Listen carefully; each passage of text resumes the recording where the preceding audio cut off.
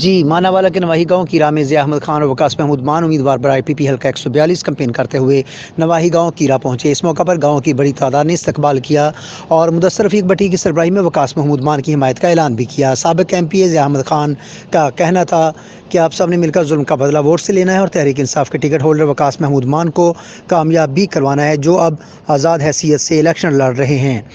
उनका इंतखाबी निशान कमल का फूल है। 8 फरवरी को कमल के फूल को कामयाब करवाएं और इमरान खान को कामयाब करवाएं। इस मौका पर शुरका की बड़ी तादाद ने उनका साथ देने का ऐलान भी किया। जी।